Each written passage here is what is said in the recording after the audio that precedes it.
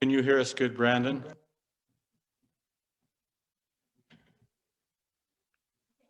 Can you hear us now?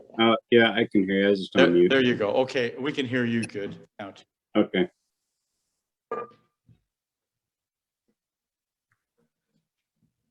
Well, now we have a quorum here. Now Lisa will be a little late. Council Member Northrup late to the work.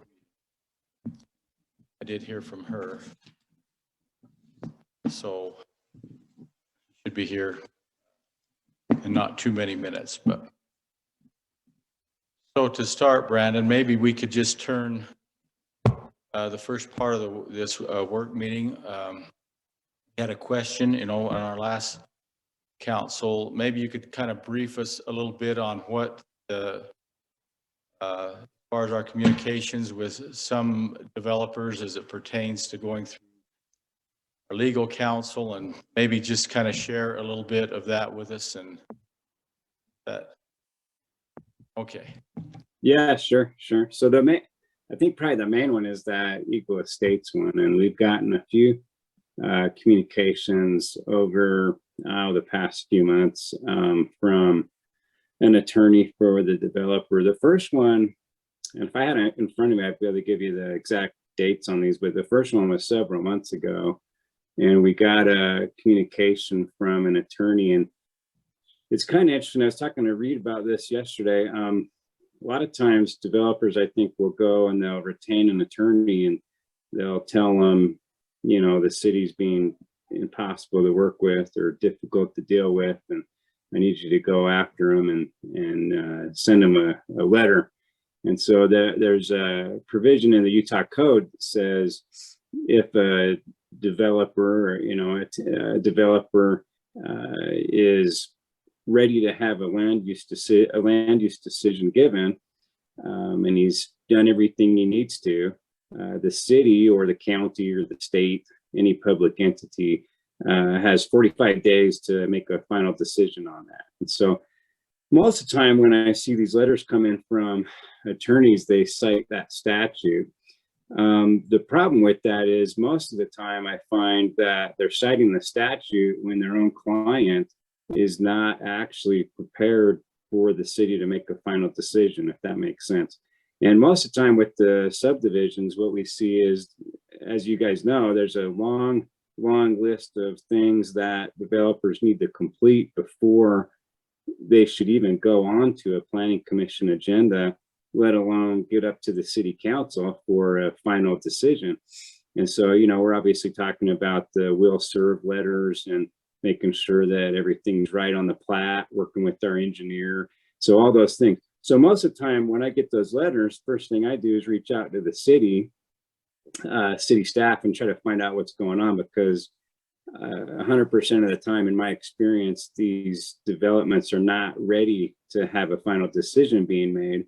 And so if they're getting static or pushback on being placed onto an agenda, it's typically because of that. And my interpretation of it is city staff is trying to actually help these developers make sure that they have everything prepared. And so that was kind of a long story to get my point. So with that Eagle Estates a couple of months ago, when we heard from their attorney, that was what was going on. He had been told by his client, hey, the city's just stonewalling me. When in actuality, when I checked with city staff, the developer was lacking a whole bunch of stuff, from letters to getting the plans drawn up right. And so I sent a letter back to that attorney and said, hey, I think at that point we had barely approved the rezone. And so it wasn't even close to time, for a final decision to be made on an actual development. So I told the attorney back then, hey, you guys got to do everything and then actually submit a preliminary approved plan to be considered. And the attorney was very nice. He said, you know what, you're right, I'll tell my client. So that was a few months ago. Then I didn't hear anything from it until maybe a month ago. I got another letter, and it was very much similar to the first one, kind of a cut and paste job where it kind of accused the city again of not putting this Eagle Estates on the agenda. And so we did a little work meeting real quick, and we determined that in reality, it was probably still not ready to go, and that city staff was trying to help the developer to be ready so they get on the agenda and get approved. But at that point, when we got that second letter, we made the determination that at that point, let's put them on the agenda, because if they want a final decision, let's give them a final decision. And it may be, if they don't have everything put together, there's going to be no choice but to deny it. A lot of times we sit there and try to work with them and, tell them, in reality, you need to do this, you need to do that. But maybe it's come to the point with these developers, especially when we get letters like that, just put them on the agenda. And if they get denied, they get denied, and they've got to start all over again. So that's kind of the long story on that Eagle Estates. After we got to the second letter, wrote back to the attorney and said, hey, there's still some things that need to be done, but we'll put them on an agenda. So they're on the next planning commission agenda. Hopefully they've got everything ready to go, because my direction is going to be to make a decision on it, not table it, not continue it, just decide and make a recommendation. Then of course it'll come up to you guys at the council level, and you'll have to make an ultimate determination. But anyway, that was kind of a long story, but there's a few of those like that. And so I think maybe the moral of that story for me always is, like, reach out to the city staff first and find out what's going on. Because when you get those letters, you always feel like, uh-oh, is something going on here? Is the city not doing something? But I was thinking about it. I don't think there's even been one instance, because our city staff is so good, I don't think there's been one instance where I've had to say, hey guys, we're in some legal jeopardy here, put them on the agenda. There's always something that was preventing them from going on the agenda, and that was the case here. So I guess the moral of that very long story is, I always make sure I check and kind of know what's going on, and then it's usually nothing to be worried about. And I'm not worried about this one either. We'll just obviously make a decision on it and go forward with it. But I do think city staff tries to help, and maybe there's just some misunderstanding on the developer side, which is typically what I see. But do you have any other questions about that? That's kind of an update on kind of at least Eagle Estates. And there's one other one, and the name of the subdivision escapes me, but it's very similar to that one, where we got a letter, and once I checked into it, they were just not ready to be put onto an agenda. So there could be a discussion, I guess, amongst the council on, what to do with those if we want to be, I don't know how to phrase it, less accommodating, I guess, at the city staff level on trying to help these guys and just put them on an agenda. We can do that. Typically the problem is, and if you have anyone from the planning commission that wants to speak to it, usually the problem is they get to that level, they don't have things done. And it's incredibly frustrating to the planning commission, because the developers inevitably are pushing on them to give them a conditional approval or something like that, when it's their fault for not being ready in the first place. So I don't know, those are some kind of things to talk about, and we can certainly keep doing what we're doing. Or if you feel like, hey, just push these guys through, and if we deny them, we deny them, maybe that's something to consider too. So any questions on that?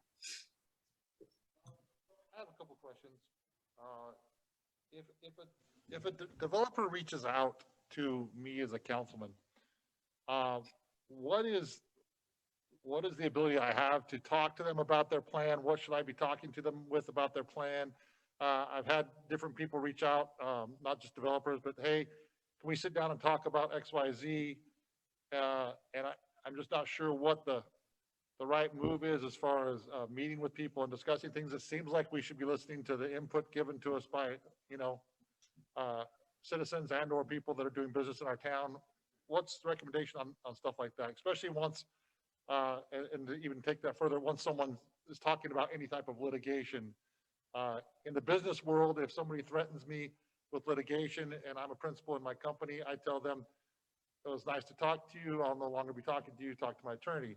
I don't know in the public sector how that works. Yeah, that's a good question. I think that happens all the time, right? You get a developer that'll try to reach out to you personally, or a resident or something like that. And I think some of it's a matter of discretion on your part. If we want to talk about like legal obligations, no, of course, you don't have any like legal obligation where you have to talk to them. My suggestion, similar to what you said in the business world, obviously if somebody's coming to you telling you they're going to sue the city and this, that, the other, is probably best practice at that point to politely, if you want to listen, but I wouldn't say much other than, well, we'll have to, let our city attorney handle that and kind of go from there. I don't know that there's any real benefit served if a person's to that point. If it's a person who's earnestly just trying to ask a question, hey, what's going on? Hey, I feel like I'm having a problem here. I don't see a problem with you talking to them.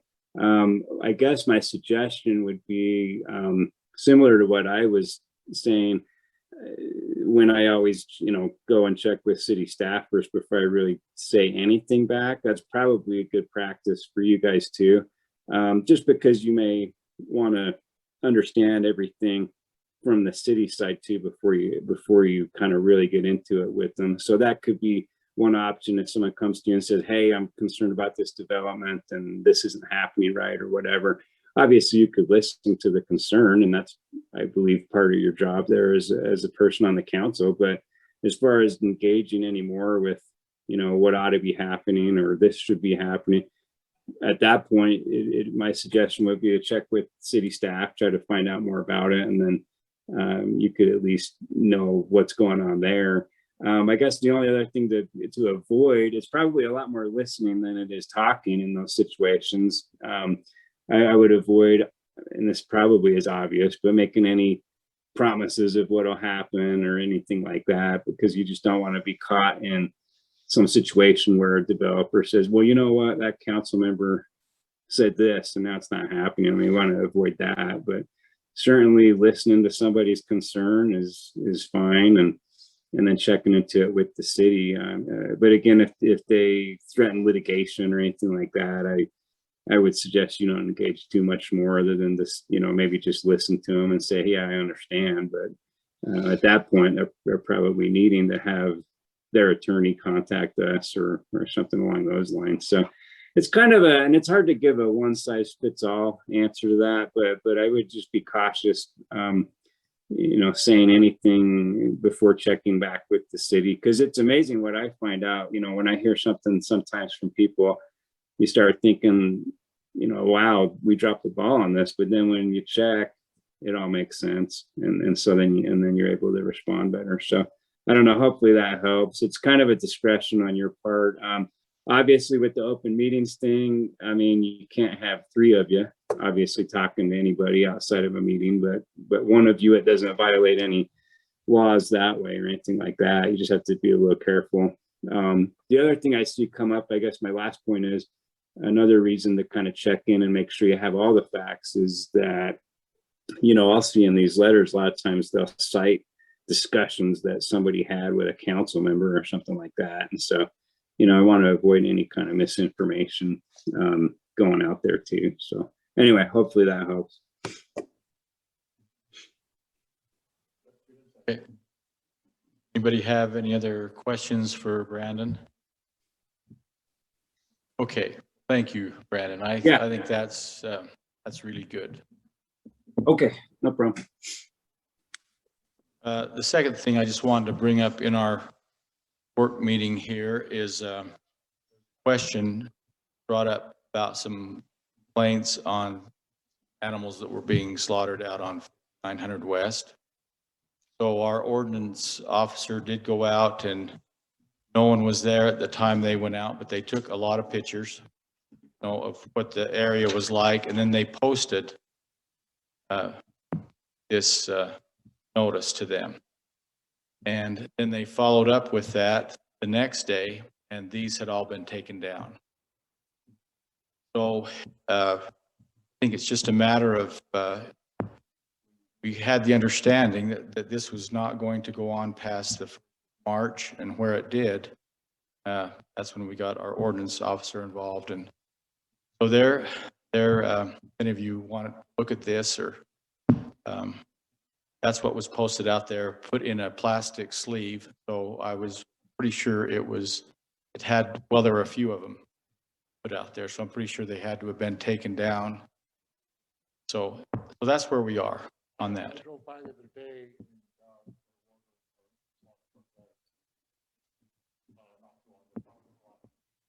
So what's our next move? Yeah, it was early in the morning, so I mean. You say that was today? No. Oh. Early, probably last week sometime. Last Friday, they were out there. That may have been. Yeah, I think Friday they were there from, close as we can tell, from 8:30 in the morning and they were still there. I mean, I drove out there and they were still there till after 3. That's when we called the ordinance officer to come out right then. But by the time, there were 2 of them that came out. By the time they were here and we went back out, then that's when they had left. So If we see that, I mean, is that something that, at this point now, should we be contacting the sheriff's department then? What's contact who? the sheriff's department? Who do we contact? I mean, You know, I think if you contacted, if you see him there, the moment you see him, if you could get a hold of the city here, unless it's on a Friday. Yeah, it probably was Friday that I saw them. So Yeah. That after the meeting, I could give you our ordinance officer's number, a cell number, and she is willing to take a call from you, and they'll come out just as quickly as they can. That's what they think they do, is they come because they know, they do Friday because they know the city is closed. So, you know, That's what we talked about last time, though, is our ordinance officer has the obligation or the ability to call the sheriff's department to enforce that ordinance. She does. So, Yeah, so if you call her, I mean, more than likely, she may very well call them. Even though we were told that the sheriff's department has been notified that there's been going on out there, but really that really has nothing to do with the sheriff's department other than to support the city and saying Right. people are not following our ordinances. And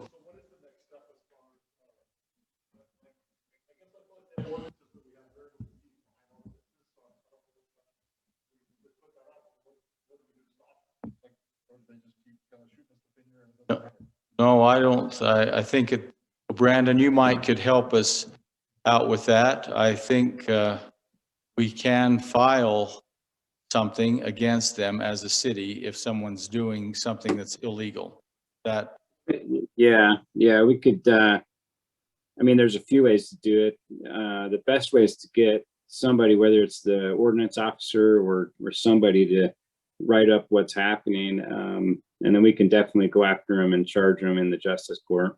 And any kind of law that they're breaking, we can charge them. So typically it helps me though, if we're going to do it in the justice court, if I have some kind of a report written up. So if it's the code enforcement guy or the sheriff's deputy, you know, if somebody can write something up, then even if they don't charge them, I can take that report and I can charge them in the justice court. We can do it that way. We do that a lot of times with these people that have a lot of junk at their house and refuse to clean it up. Ultimately, we have to charge them in the justice court to get them to comply. So it's similar to that. Sounds like she already did that. She went out and took pictures, put together a report. She's documented something. she has documented, and I think she's keeping a really good record of what times been out here. And well, there's 2 of them actually that's coming out now together. One of them's kind of in training, but I mean, I would say let's move forward. They said March 1 they were done, and they're obviously not following that. So we've got the documentation. Maybe she needs to get with Brandon and say, let's move forward and bring up charges with him. okay. Yeah, and I'm totally fine with that. Just if somebody wants to let her know to get me a copy of everything, I'll review it. And if we can, if we can file, we'll do it. And the mayor has an appointment with her this week, so we'll get that finalized. Perfect. even if it's not at an appropriate time, you could probably let the mayor know. I'm sure he would take, you know. Okay. The next thing I just want to review with you is to find out if April 29th would be a good date for our budget.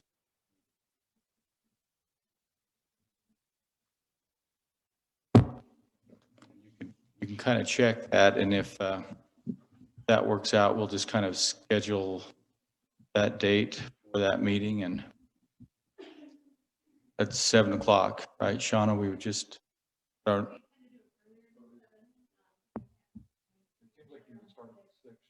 Maybe 6 o'clock.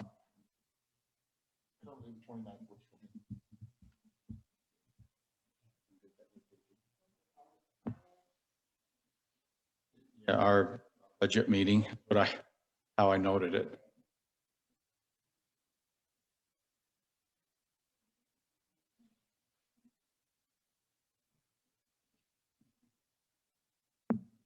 I just keep going down through my list, or council members want to bring up? I think we brought this up, but I don't want to keep hashing it, but are we any closer to a posting on whatever we decide to call that position? Well, we're not closer to posting a planner. We have hired 2 public works to replace those that had, well, both of them had retired. So have we given up on the planner? Is that, because I thought as a council, we wanted to move forward, but then I feel like, once again, I'm not trying to be confrontational. I just know as a council, we had a long discussion. We have had, but you know, as far as just a planner, just that title alone as a planner position, we haven't had a lot of information come in on just that, what that planner, that job description how that planner's job description would be for Hooper. We had examples from other cities, but not for Hooper.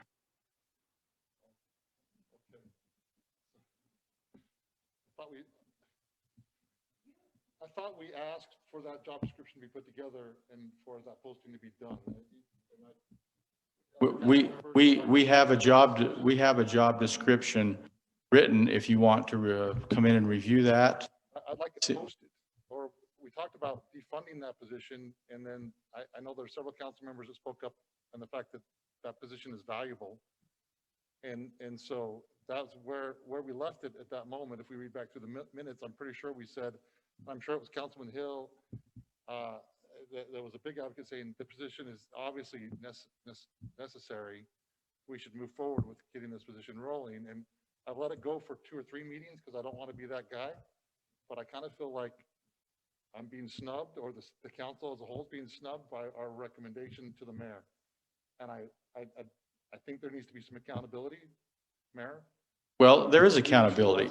So, For that position. yeah, Councilmember Paulson, right after this meeting, if you want to come in and review that job description, want to review the job description and see if that really does take into account everything that, well, in fact, I don't remember getting any recommendation from you as far as what that position should be. We did from others. The council recommended to you, Mayor. I'm part of the council. We submitted 3 or 4 different drafts. We gave input, we gave ideas. I never saw a draft. We talked about, This was before, we started this before you were here. Okay. It started back with Councilman Cave. This has been dragging on now almost a year. If we're not doing it, that's fine. But then let's just say we're not doing it. Let's not say we're doing it and not do it. Okay, well, there have been higher priorities as far, like we have a planning commission in place today to help plan Hooper and Hooper City. In fact, we're going through a whole process of putting. Why would we not want that person to be involved with that process? Why would we not want them to be at the grassroots of that process? Okay, what would that person do? In your opinion, what would a planner? Well, our recommendation is not to have this discussion now because we're running out of time, but I would, I'll make a formal motion in our meeting. Hold on, till we're in a meeting, but I'd like to see it on our next agenda and actually either put it to bed or do something with it. All right. because I feel like we're just round and round we go.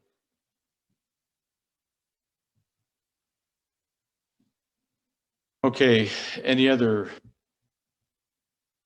items that you want to bring up during the work session? We have about 3 minutes left. Okay, if not, then I'll want to know your opinion on one other thing. We have a possibility, or we could do some impact studies, I should say, that might help clarify some of the areas in Hooper City that some studies that should be made as far as our sewer system's concerned, our parks, our transportation, so that all these come together to see if we have a sustainable plan. In other words, could we put together a plan that would be good for the residents of Hooper for the next 10, 15, 20 years? And I wondered if the council felt like those types of studies would be good. We have a transportation study going on now. But would it be worth it to you? I think sometimes, Shauna, there's grant money that may be available for some of these, even through the Wasatch Front Regional Council. Right. So really what we want to do is get an opinion for council to see if they're interested in moving forward in pursuing a new impact fee study, transportation fee study, a possible rate study for the actual sewer rate, and maybe another park impact fee study. That way we can just verify that the impact fees that we're currently charging for the city are what going to help sustain it as we move forward.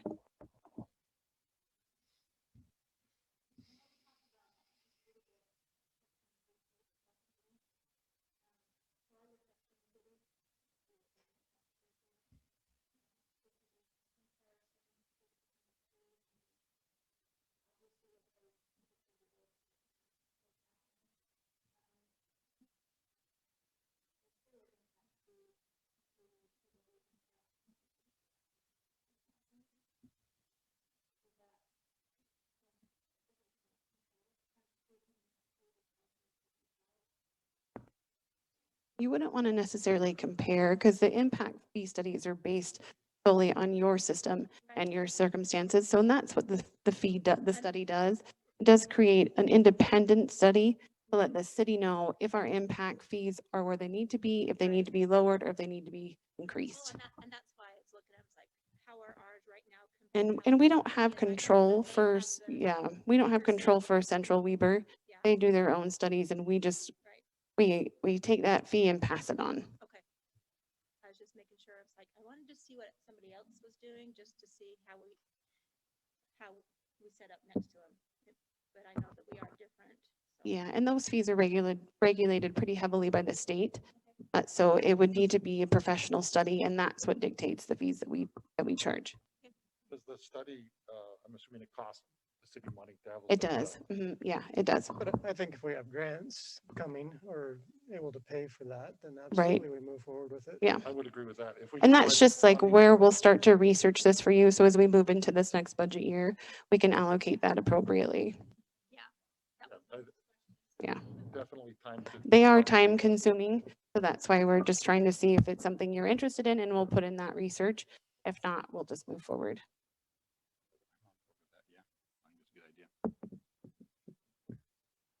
Okay, seeing that it's 7 o'clock, we will call this meeting to order. Hooper City Council meeting for Thursday, March the 18th, 2021. We'll begin this meeting with a pledge of allegiance by Council Member Cox. Have a reverence from Council Member Paulson.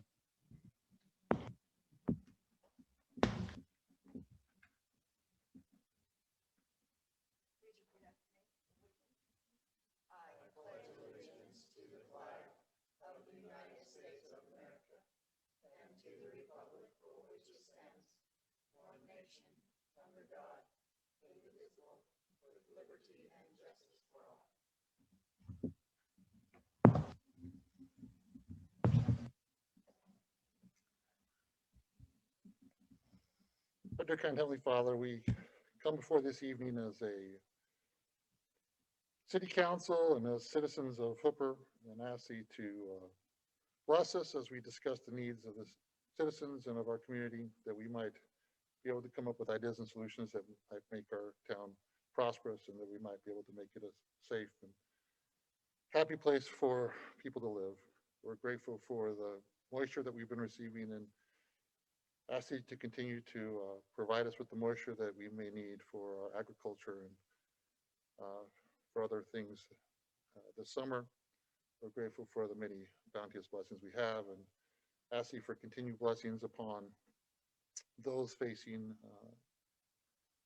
situations with our pandemic. Bless those leaders that they might make good decisions, and our medical experts, and bless those that have been affected both financially and physically, that they might be able to rebound from those effects they felt. And we would pray for these things and do so in the name of thy Son, Jesus Christ. Amen.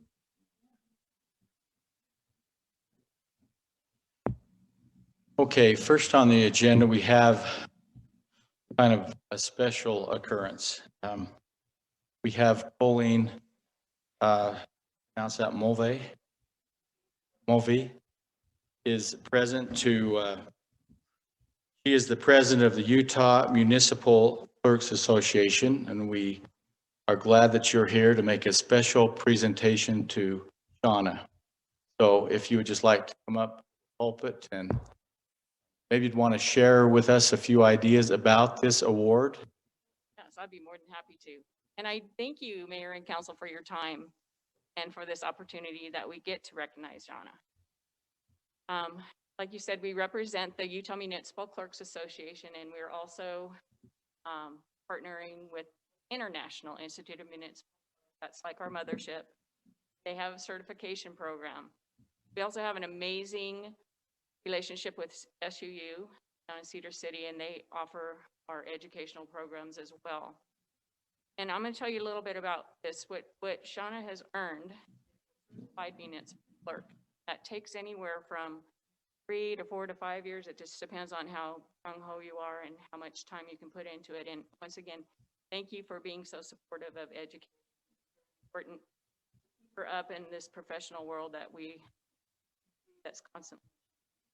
So basically, to become a certified municipal clerk, you have to do hours in classes, sitting in class, filling out reports, and learning.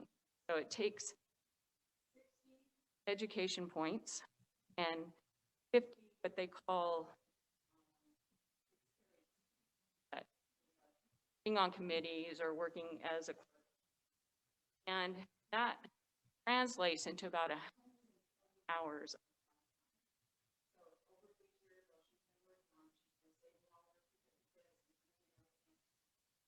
Did it, got her certified clerk, and that's really something.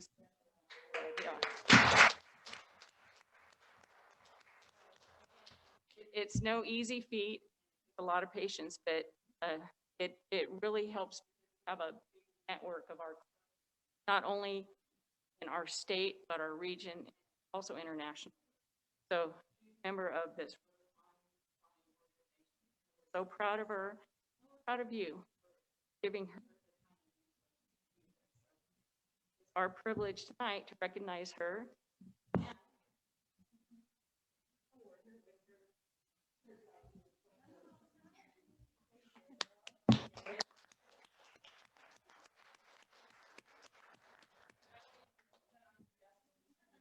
All right, well, I just want to say quickly that I am so thankful for Colleen and the UMC board for just, supporting me and being there to guide us through, difficult times. And so truly all that's just been invaluable. I really, really appreciate that. And I just want to take a second to thank the council and the mayor for your respect and your trust in the role that I have here at the city. And thank you so much for your support in professional development. I really, really appreciate that. Thank you again.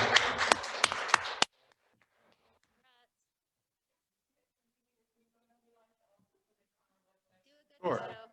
Oh. Number one fan.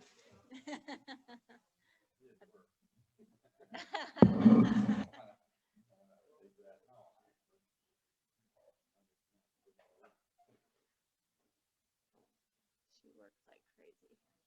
Asset to the city. Yeah, yeah.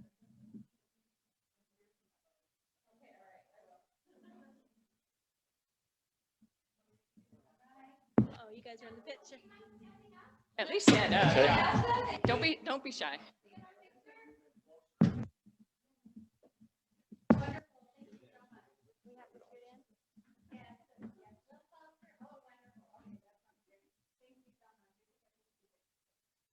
I'm sure you can see where. Thank you again.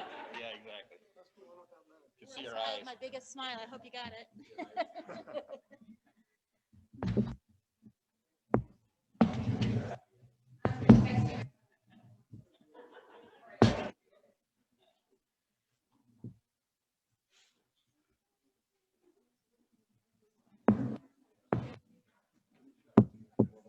Thank you. Oh, yeah. Yeah, did you get text? Carrie? Oh, okay, to him.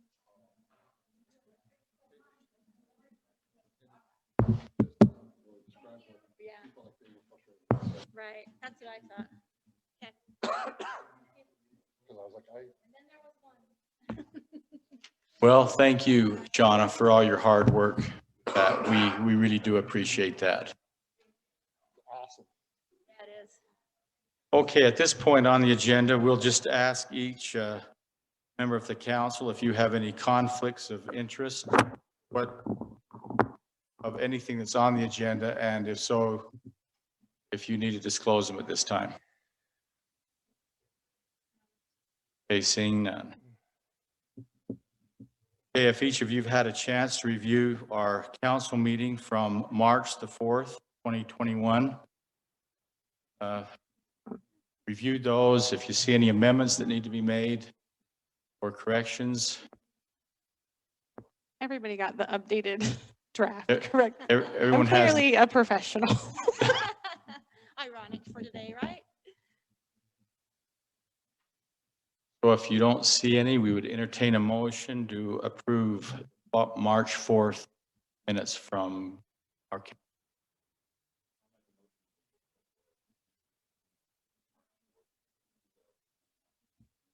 Okay, so we have a motion and a second. All those in favor? Aye. Any opposed? Okay, each of you have received a copy of the financials from February.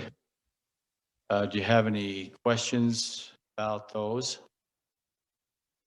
I have a question about the CARES Act money, $765,000 we were given by the CARES Act.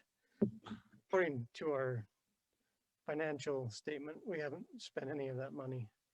Will that be updated at some point, or does it show?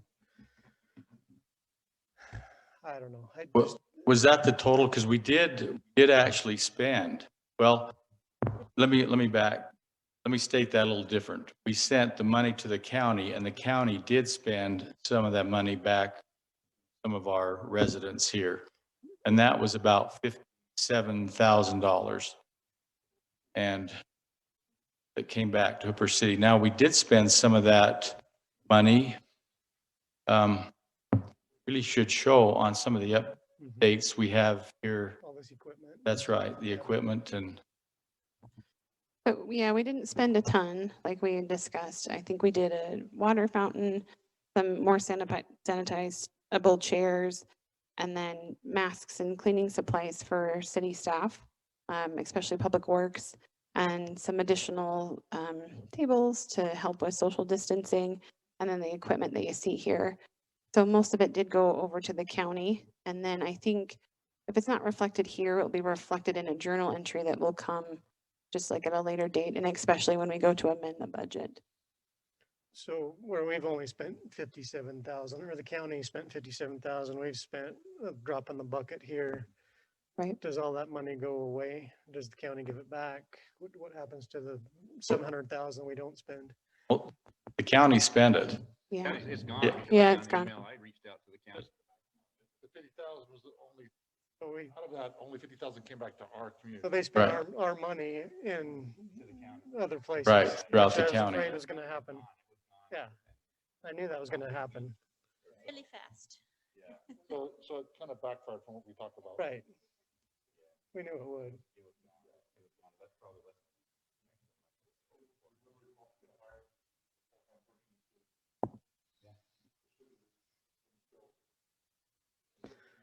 So I guess in our financial statement, I would like to see that annotated, that we didn't spend $750,000. We gave it to the county and they did whatever with it. You know, Sure. And I can talk to the treasurer to see if we could more clearly define that. I mean, some of that's defined in the resolution that we passed to give those selected tranches over to the county.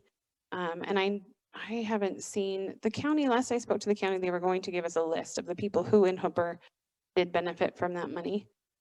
But I haven't seen that yet, Yeah. but they don't always flow through to me. again, accountability, especially with that type Right, of change. yeah. You know, And so- there was some very stringent accountability, which is why we couldn't really quite use it with this first COVID cares money. The list of things that we could and could not do, like, I don't know that we would necessarily be eligible to even hire somebody to use that money. Now, with this next tranche of money in the American Rescue Act, it hasn't been finalized at all, and so there's really nothing for us to go off of. But as of now, it's geared more towards the city, so the portion that we will get of that money, it is ours. There's way less restrictions for it, and it's geared towards infrastructure spending for the city, for the municipality, for the community. And we'll have up all the way till 2024 to spend that money when or if we receive it. Haven't been any estimate at all on how much that might be? None of the numbers are 100% yet. Nothing's finalized yet, but somewhere around like $1 million, I think. Wow. But that is just still kind of speculation. It's all up in the air. Nothing's been finalized yet. Okay. It's just there. Okay, thank you, Shona. Back to the total amount that was spent here in Hooper, we do have total amount, right, to dollars and cents as far as businesses that were helped. And we did, The list, I mean, it didn't really have a list of names. It just has a total. and then we also, we used quite a bit of it for the community events that we did. So we used that a lot to purchase hand sanitizer. We gave out masks and hand sanitizers multiple times, like at all the events that we did have to the community as a whole. And that was kind of the only way we felt that we could legally spend that money within the limits for our capacity. It'd be interesting to see how the county legally spent our money. Sure. I think most of it went into like the small business loans and things like that. Mhm. And I'm not sure if some of that went into special service districts. So, I'm here to tell you, it was gone in less than a week. yeah, I heard it was not gone. available. It was gone pretty fast, especially that second round. No, I think the big businesses took it. That's why I took it. Oh. Well, where'd the money go? I mean, there's no way. I mean, it would be a lot of small businesses would have taken the money. I'm pretty sure. It would be interesting to see what the county did then.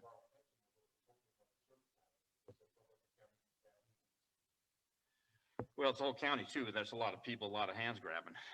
You know what I'm saying? So, yeah. Yeah, I hear you. Yeah, you can imagine a bigger city got a lot more than we did for sure, but I don't know. Oh, I'm glad to hear that the next round will be less restrictive. Yeah. Yes. good. That is good news. And of course, when we're talking about the county, we are referring to all the cities within the county that use the money too. And it wasn't just the unincorporated. Correct.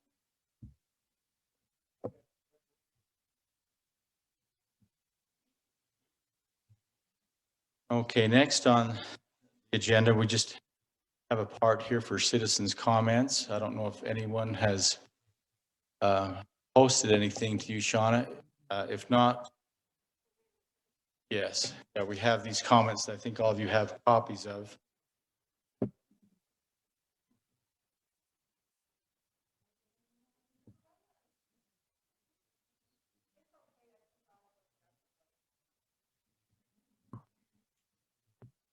Okay, so we did have just a few public comment. I'll go ahead and read those into the record. And these ones are just for the increase in arena fee. And I did give you a copy just so you could have it. Okay, so our first one, we'll start with Aaron Fish. Hi, my name is Aaron Fish. I have been involved in the 4-H program as a Purple Sage mom and club leader since 2006. I understand increasing costs, but could it be considered to do it more gradually?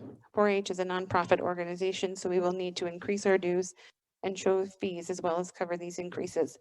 Some of our families to the community do 4-H because it's all they can afford to do with the horses and their kids who love to ride.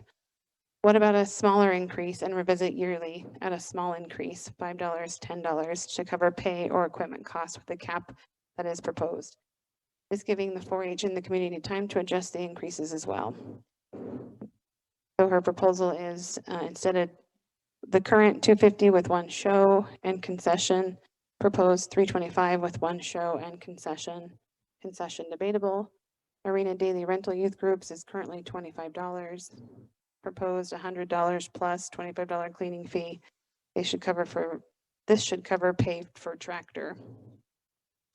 I'm not clear on the need for deposit from the organization I am affiliated with, and so I have no comment. Overall, I would really hope that you can take into consideration the fee of $50 an hour for hourly rentals. The Golden Spike increased their fees to $45 an hour a couple years ago, forcing 4-H to find another facility because of such high fees. There are still a lot of horses and kids growing up in our community that will benefit from these programs for years to come. Please help us keep this an option for all of them. Hooper City has been the best host for youth groups, rodeo riding clubs, and more for these years and has been greatly appreciated. Thank you for your time and consideration, Aaron Fish. The next one I have is from Tawny Thurgood. To whom it may concern, I am a 4-H parent and have been informed the arena fees has increased substantially. We are a volunteer-based group. The increase can be on the children's families. The cost of practices and shows will hinder the program. The motto for 4-H is 4-H to make the best better. We as parents are teaching skills that benefit the community. We also clean up around the arena on a regular basis. As clubs, we also do a service for Hooper City every year. On occasion, the arena has not been groomed as in the contract. Please consider your decision to jump the fee. We appreciate Hooper City employees. Thank you, Tawny Thurgood. The next one is from a Danny Rasmussen. To whom it may concern, I am a parent of a child in 4-H horses on Thursday nights. Our volunteer leaders just informed us that the yearly fees and to rent out the Hooper Arena are potentially going to increase. 4-H is such a worthwhile activity to enrich young members of the community. Making it unaffordable is going to cause membership to decline. Asking parents and leaders who are volunteering their time to cover this astronomical increase is unacceptable, and you should be ashamed to be profiting off the families getting involved in a wholesome educational opportunity. I hope this will be kept in mind tonight when you take the vote. Thank you, Danielle Rasmussen. And the last we have is from a Dana Lamb. My kids are part of 4-H horses. We have loved that we can participate in this affordable sport. We have really enjoyed being able to meet on Thursdays with our club. I am sad to hear that Hooper City has decided to increase fees from $25 to $400. This is a huge increase and most assured that this fee will be passed on to us as participants. To have kids that chose to be a part of this great program now, I will be expected to pay the fee twice. The leaders are volunteers and they cannot afford the fee. I so hope the city will reconsider this huge fee jump. Please. Thank you. My very concerned parent, Dana. And let me just check the chat for additional comment. I know we had the one from Carrie Byington. Oh yeah, so Carrie Byington is here and she had felt that you guys had received it and she didn't want me to read it. Okay.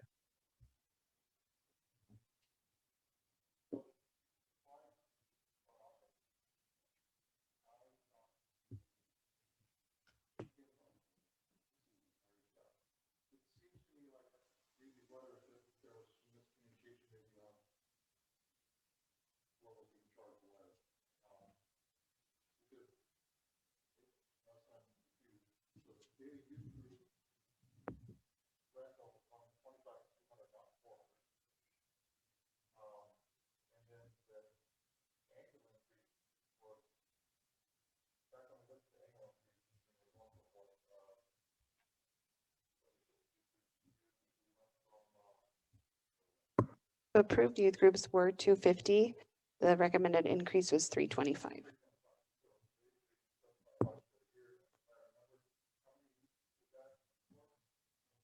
26. Once again, I think it was literally like. Under $5 and under a $9. dollar. Yeah, Like, like it was, so I don't know if it was communicated very clearly to, I feel like somewhere, something got crossed. Because I mean, I don't, my kids play different things and a $5 increase per night divided by, even if there's 10 kids, is 50 cents. Like, that's not an astronomical increase. At least in my, I don't know, am I missing something? So, go ahead, Brad. I think that, I don't know where we got lost. I think mine was, I mean, obviously, always a balance, right, between being fiscally responsible so the city's not upside down there. And that's really what we were talking about, is covering the cost of have somebody, you know, man the arena because they have to go down there and do stuff. And so I think that's what it was. I don't think anybody, I mean, like I said last meeting, I think that the city's deal is we're trying to zero out, not trying to, well, we're not making any money. There isn't a money maker. We're just trying to cover our costs, and those things, obviously everybody knows wages and all those things have gradually gone up. And so that's where I would say, I mean, I don't know where that balance is. I don't want to make families feel like they can't participate, for sure. But on the fiscally responsible side, seems like we ought to be able to at least zero out at the end of the year for how many, you know, how many man hours we had down there to take care of the arena, you know, and take care of that area. So. One thing too, took into account this $200 daily rate for the arena. Usually that would come into play when they have a show on a weekend, on a Saturday, where they might just want that one day. And from what we understand, there's a lot more than 24 kids that show up to that show. I wonder if there's 200 kids come to a 4-H show. Or, okay.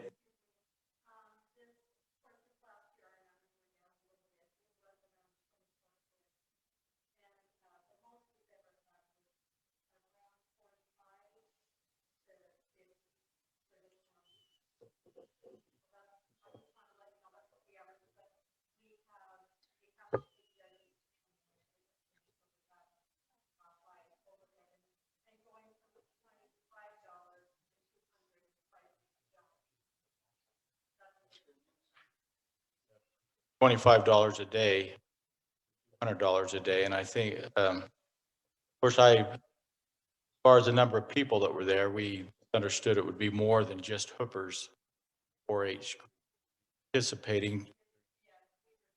It's Weber County.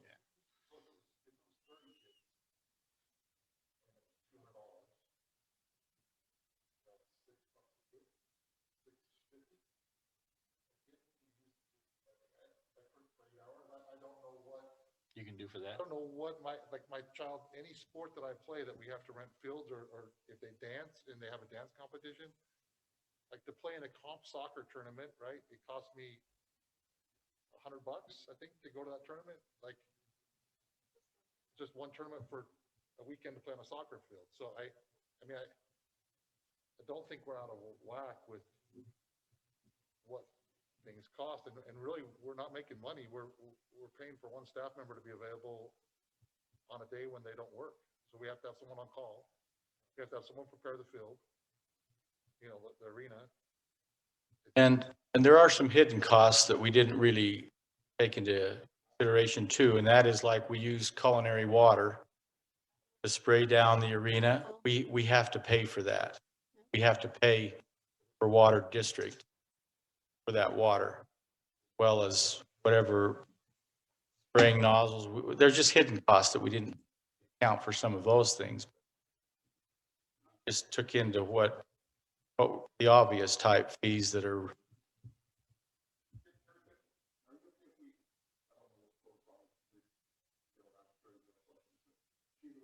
That's here, so. Maybe we could have her come to the, Can we ask you some questions? Can I make a comment first? Before Carrie, can I make a comment? So I've got some issues with this. I go back to our accountant's letter that we just went over. The very first paragraph of our accountant's letter in our general fund says overall revenues to date are over budget to date. And expenditures are under budget to date. As a city, we're fiscally responsible. We're doing great, right? The second issue I've got is we've got this American Rescue Act thing coming along for $1 million about, we don't know yet, that we're able to spend on city, whatever. Across the country, this American Rescues Act is bailing out cities to the tune of billions of dollars, right? And so I'm a little bit frustrated that we're nickel and diming our kids for 4-H. We're nickel and diming them. We're talking about $100 increase, and we're talking millions and billions of dollars being shelled out across the country for this Rescue Act that cities can use at their discretion, hopefully at some point. So I'm frustrated that we're even considering adjusting this from $25 for an arena daily rental to $200. That's a 700% increase for a daily use of an arena, from 25 to 200. I don't know where we got those numbers from, but that seems a little bit excessive. You know, for the seasonal thing, I understand that. It's currently $250 for the youth. To go to $325 doesn't seem unreasonable, especially when you have it for 26 weeks divided by 20 kids or whatever it is, $1 a kid. But the one I have a problem with is the daily rental from 25 to 200. I have issues with that.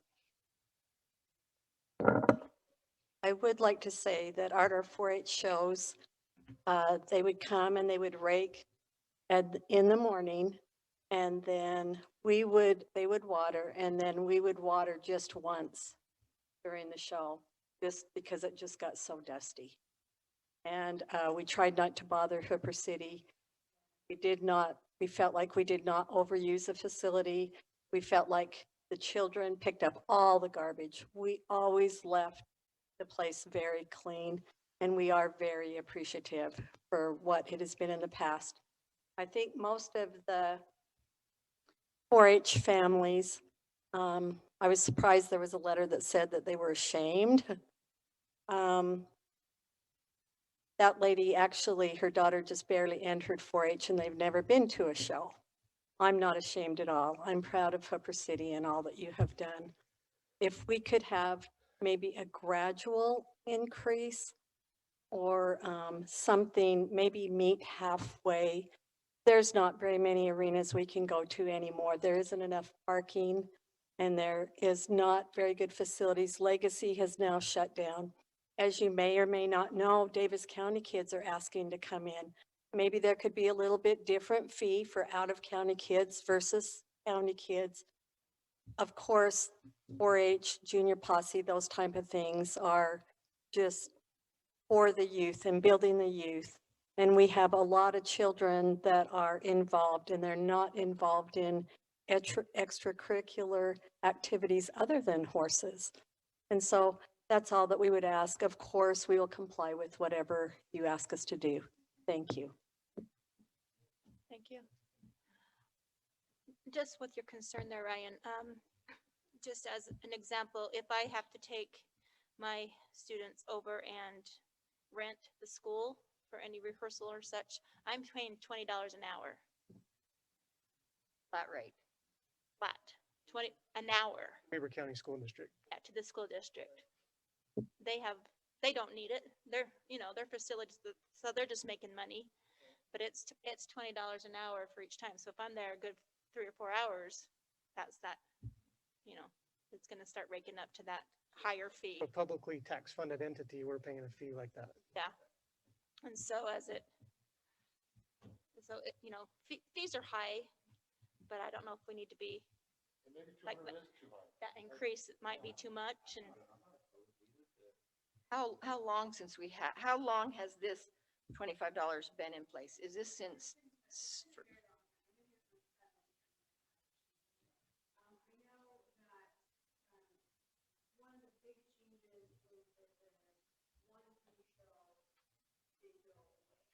I was gonna ask about that too. Why did we take that out? Because the last time we had it, it was in here, and then Yeah. it was this, on the this last- time it's gone. So why did we take that out?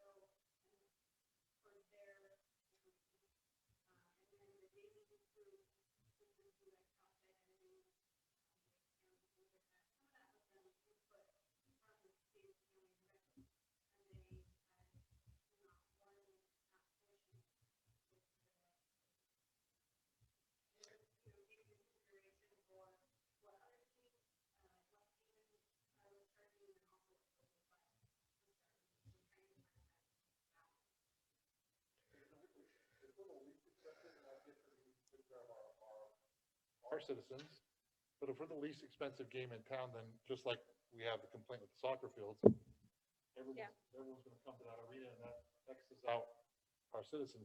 But we approve the groups that come to our arena. We don't just say anybody can come whenever they want to. We approve them. But They have a schedule. Everybody should apply, right? schedule.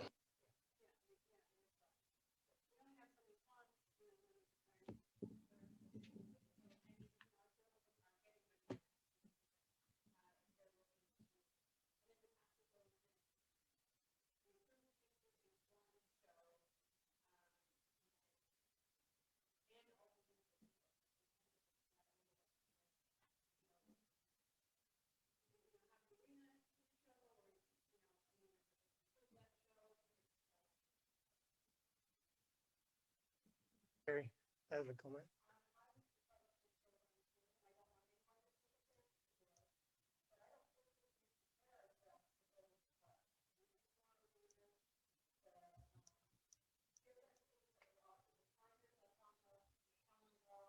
Mhm.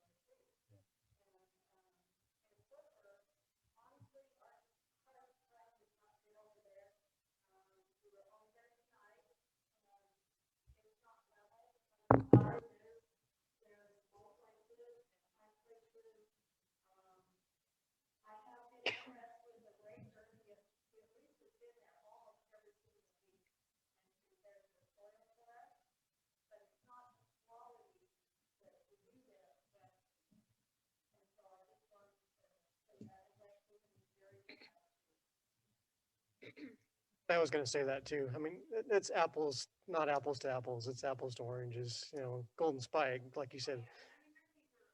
Indoor facility with, yeah.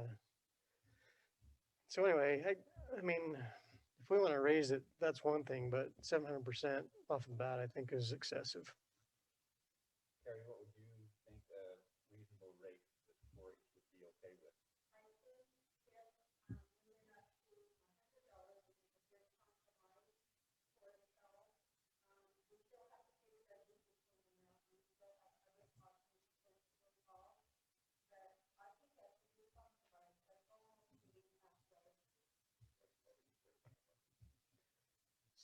So Well, it's definitely not a for-profit situation renting it out. And if we, I guess I'll come at it from a different point. If we don't have any increase or not enough increase, how do we make improvements to that? Because then it's just maintaining what we have. So do you want improvements? Do you want to help pay for those improvements? You know, I don't know if the money would be used for that, but we got a ramp grant to upgrade the lights on the arena, right? So we, Well, of course, a ramp grant is not 100% of right, cost to improve, right. but and I'm not opposed to a compromise amount. It's just, we So just the took, recommendation came from the staff, did some research, right? right, oh yeah, we have made,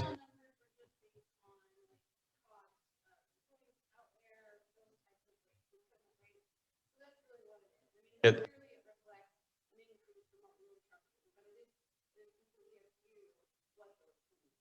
Part of the It- problem, I think, here is that we didn't do anything for a lot of years.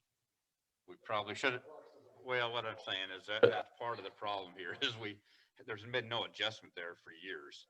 And so that's part of what we're battling. So I mean, the 700%, and I mean, I would be on board for less, and then let's revisit next year and see if, and that's what I would think, the direction I would like to go.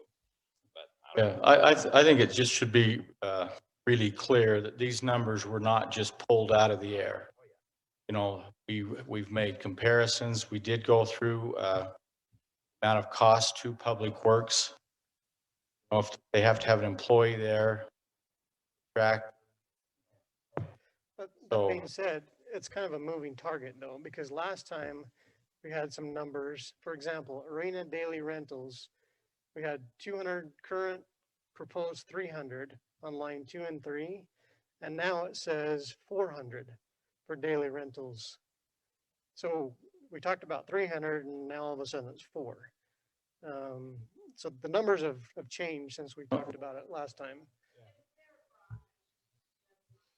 It should be the very same numbers that we talked about and agreed to the last time we reviewed it. That's why we've, On the fee schedule. So it should be this one.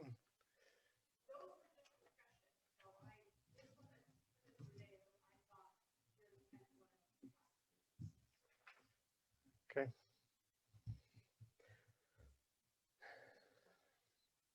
So I mean, even the adult rental, we went from 200 to 400. I think you might be looking at Ryan there too, if it has spectators or not, right? It's the still same- too, It's the same either way. Went from 200 to 400 on both of them. The deposit's different is all. The fee schedule.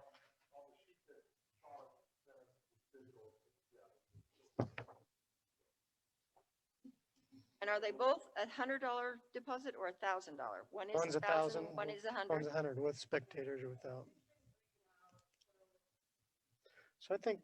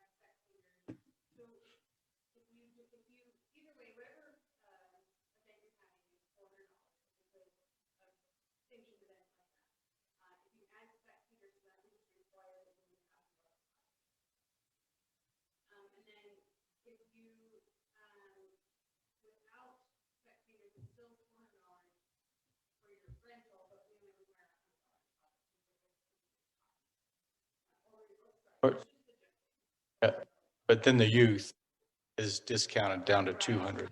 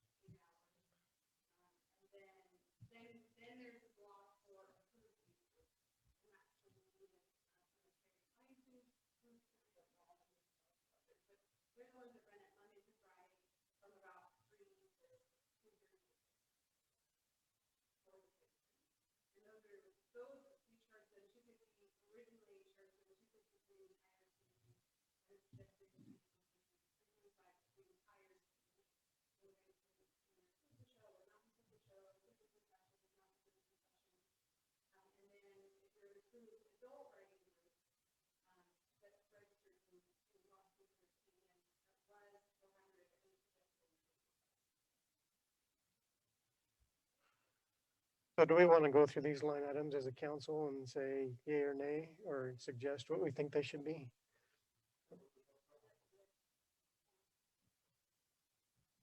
So line one, arena hourly rentals went from $25 to $50 an hour for adults.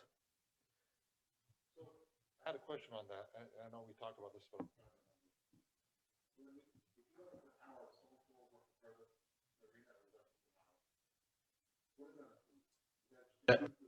No, that includes preparation of the arena.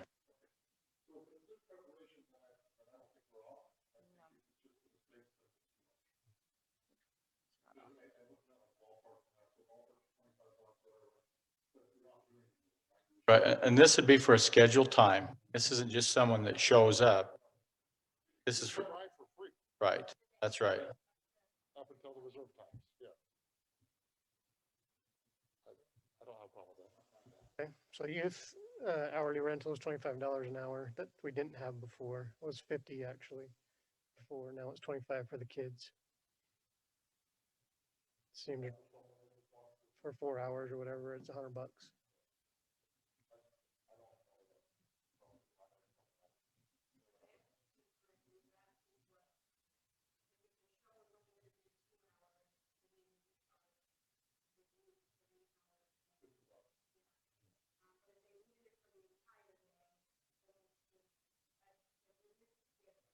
Hmm.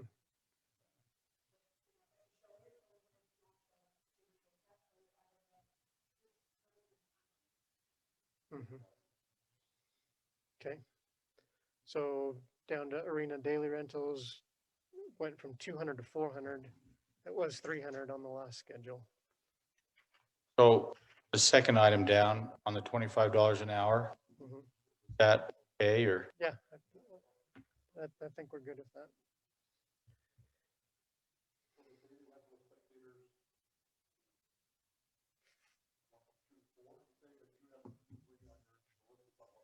Correct. That's not youth, correct? That's any, That's anybody. That's adults.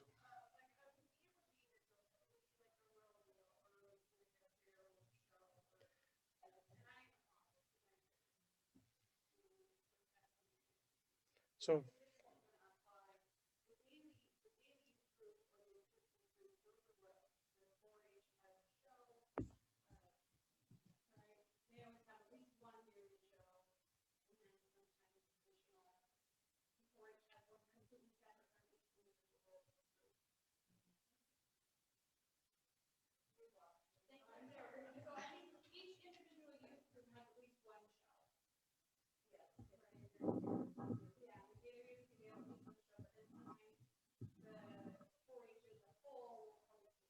County.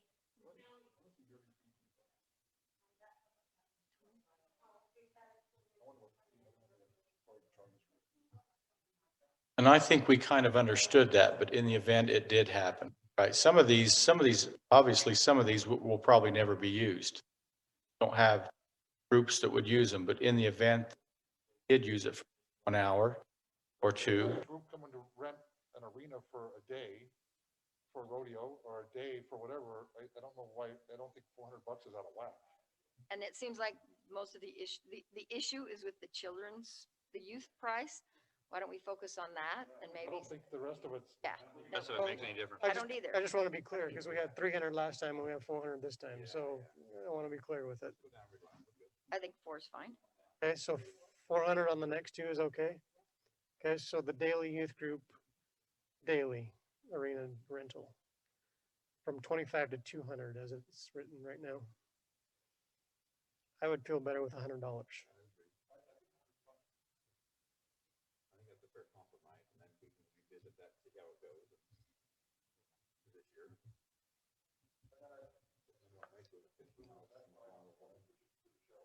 I do too.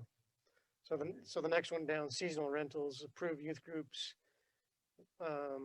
went from 250 to 325, but we took away the show. I think we should still include the show. Yep. okay.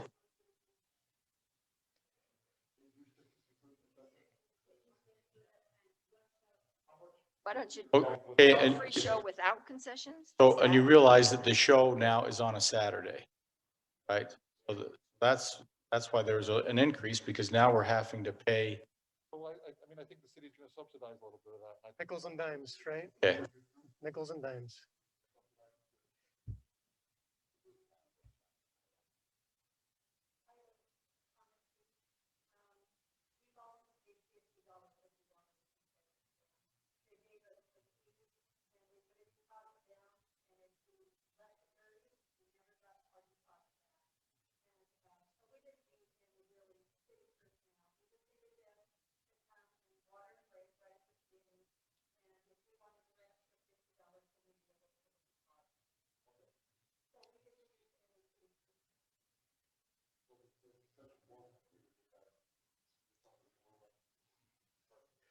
So that's what we have currently. We have concession stand for adults, $100, youth is still 50.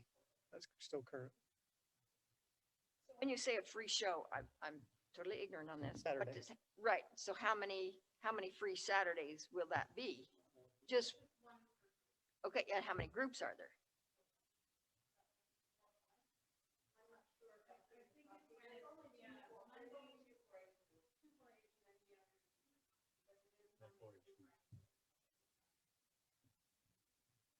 so you're aware of that. There are Well, that- kinds of youth Yeah, that's, posse and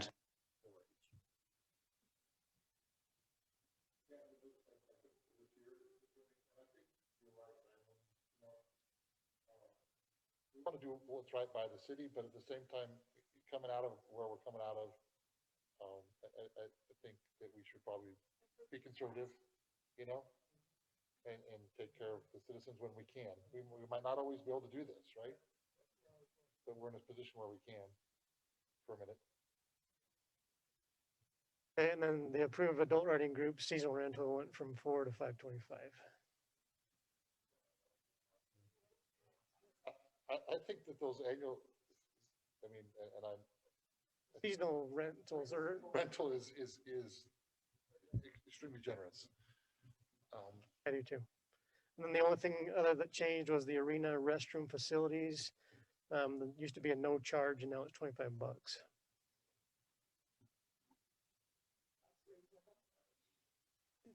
Carrie, do you always use the restroom facilities on a, so it'll be an additional $25, right?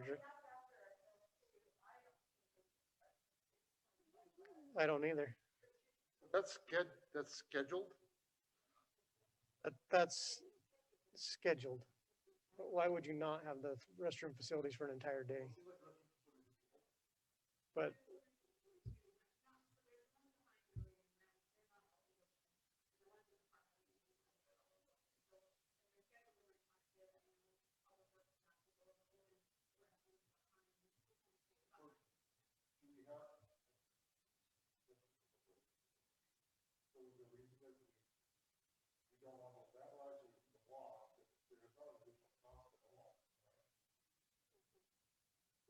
just cleaning, and that's why we charge the deposit. If they're dirty, we keep the deposit. yeah, if it's a deposit, they're gonna get it back, so I don't see a problem with the deposit. $50 deposit, but we've started charging them $25 in addition to the deposit. I would say no charge. Okay. Alex? So the only things we changed was $100 instead of $200 and then no charge on the restrooms. Correct? and Okay.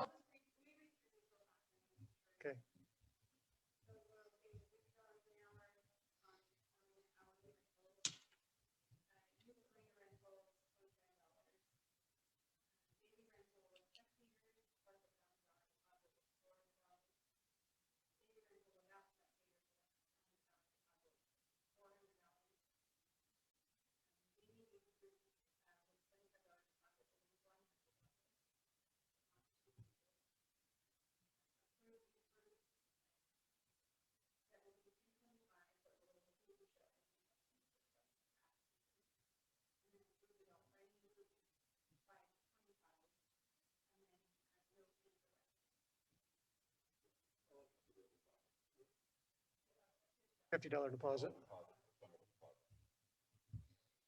Anything else we need to do? Got to look at it again next year and see how, if these changes made a difference or if they didn't, or.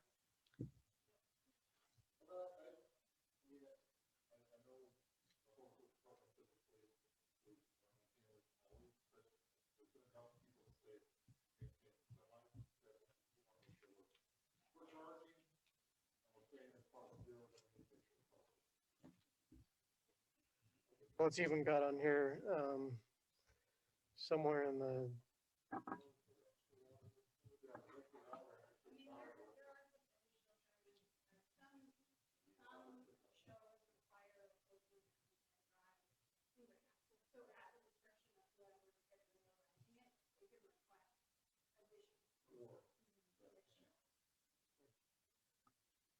So let's vote on the resolution.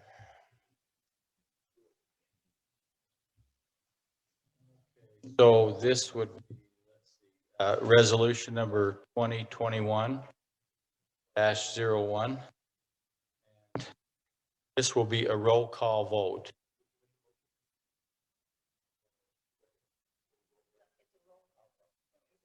You need a motion. Mhm. Okay. So we have a motion.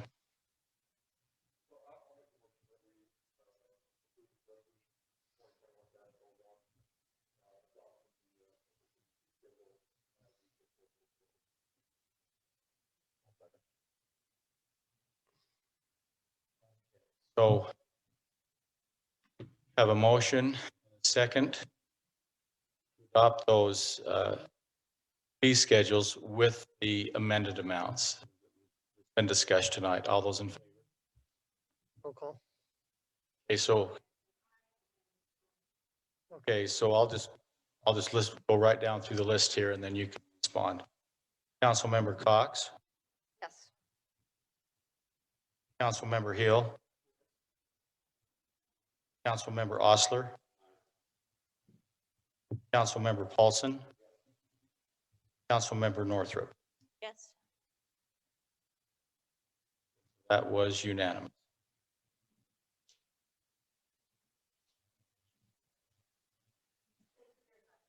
Thanks, Carrie, for. Thank you for.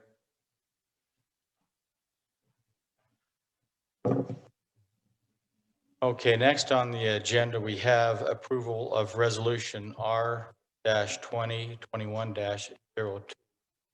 And this is certifying individuals for the PTIF account. What that stands for is the Public Treasurers Investment Fund. And what that is it's an account that the state will only allow the city to maintain a certain amount of money in our account here, in like a city account. Anything over that amount has to be moved into this savings account state.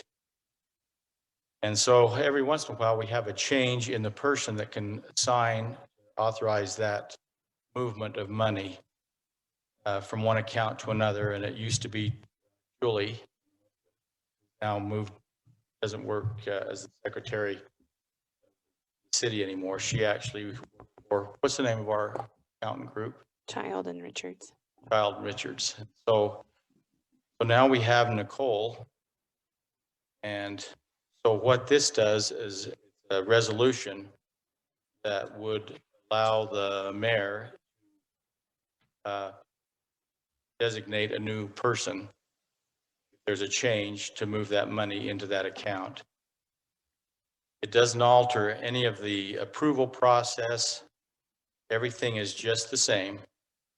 So everything that's in place, all the checks that are in place to track that money is still just the same. It's just the person that moves it into. Did I explain that right? Right. So that's correct. So the PTIF account is the state account that we have to keep. And that's where most of all of our general fund is held. So the state has limitations on what we can keep in our checking account, essentially. And so our checking account, the account that we actually pay our payables out of, is separate from the PTIF account. So, and we're limited. The state requires that we only hold so much in that personal checking account. The PTIF account has more security, more insurance attached to it. So Teresa and Nicole watch that every month as we pay bills and make sure that that limit in our checking account, it never goes over a certain percentage.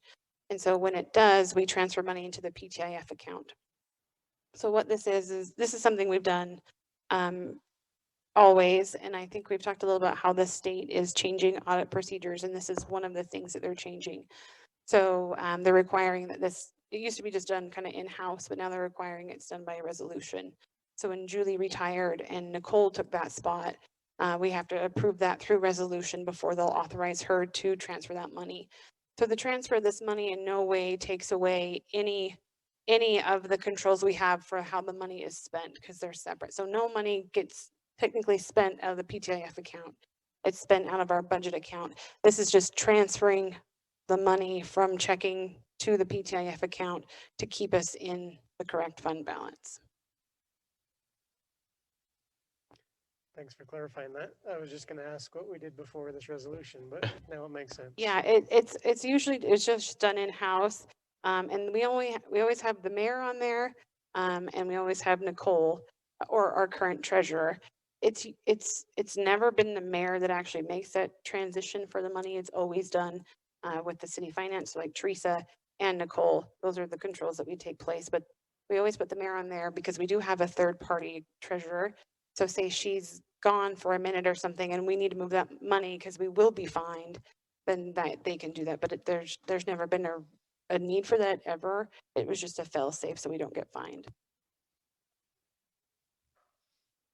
So I'll make a motion that we approve or adopt resolution number 2021-02, authorizing the mayor to certify individuals to access and utilize the city's public treasurer's investment fund account. Okay, we have a motion and a second. Resolution number 2021 dash. All those in favor? Okay, so now we'll take the roll count with that. Councilmember Cox, Yes. Councilmember Hill, Aye. Councilmember Osler, Councilmember Paulson, Northrup. All.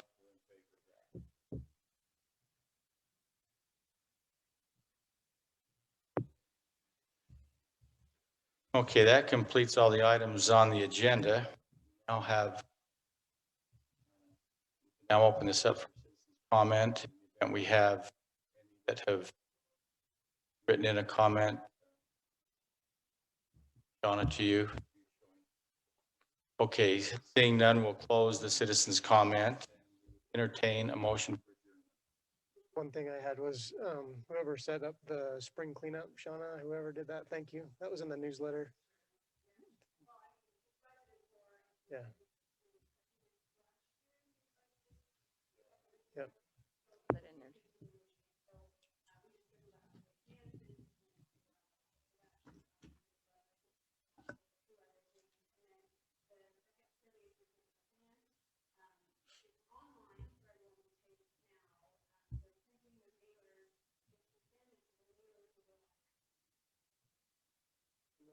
The other thing that was in the newsletter was the elections, just a reminder of all the district seats are open again this year. So we have to register by June 1st. Yep.